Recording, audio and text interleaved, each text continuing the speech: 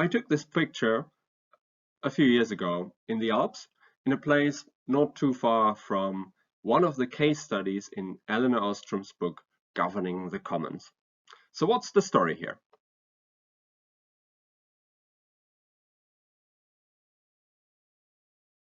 The term, the tragedy of the commons, was coined by ecologist Garrett Hardin in a science paper that you find in your recommended readings.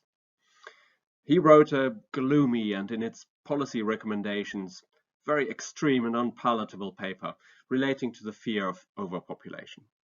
So what does he mean with the tragedy of the commons? Well, he's talking about the English common, common land, accessible for everyone in the village, a pasture with no limit to access, so what we know as a common pool resource from the beginning of the lecture, no excludability, but rivalry in consumption. As individual herdsmen add just one more cow and another cow and another cow, they individually reap the benefits. They can sell the cows or their meat and make profit.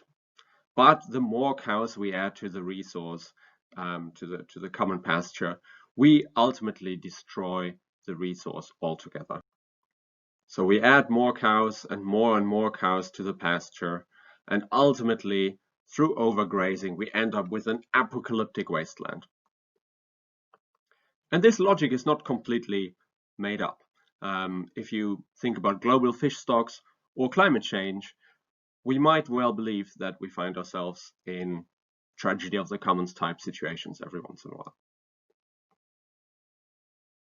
To Garrett Hardin, the bleak outcome is really inevitable, hence the word tragedy. And the only solution to this tragedy of the commons is either privatization or nationalization, so the national government taking action. But a few years later, political scientist Lynn Ostrom said, no, you got it all wrong. Self-regulation is possible. There's a third option. And Garrett Hardin's prime example of the English commons is empirically wrong. It is theoretically appealing to think of these herdsmen as sort of individual profit maximizers. But if you look around the UK, you will find that the commons are not the apocalyptic wastelands that Garrett Hardin expects.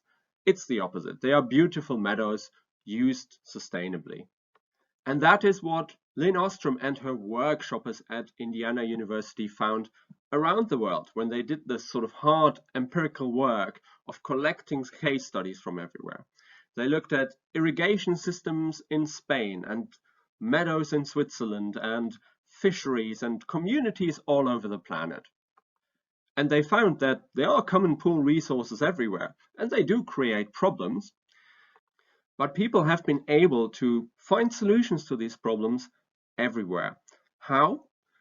They create institutions, they create rules, ad hoc rules, different rules in many cases, specific to the resource in question, but essentially governance structures and institutions that help them solve the problems that the common pool resources throw up.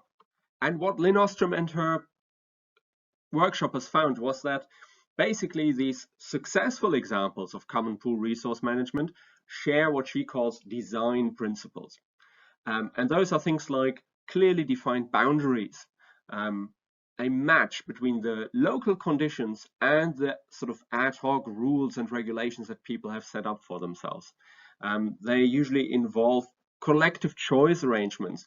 So making sure that everyone who's involved in resource use is actually involved in the rulemaking as well. So political participation, if you want a big word. Monitoring, yeah. So being able to see whether people break the rules. Graduated sanctions, so the ability to punish those who violate the rules the community has set up. And importantly, easily accessible conflict resolution mechanisms, because the common pool resources, of course, create the dynamics that Hardin described, create the problems. But if people are able to come together and adhere to a set of rules and identify when those rules are broken, they are able to solve the problem of the tragedy of the commons. So as communities, we are much better than what Garrett Hardin made of us. And for her work on the commons, Lynn Ostrom was the first woman and also the first political scientist to win the Nobel Prize in Economics. And if you want to hear a little more about her work and about the contrast between her life and Garrett Hardin's life, you should listen to the podcast at the bottom of the slide. And if you listen very, very carefully, you can hear me laugh in the audience.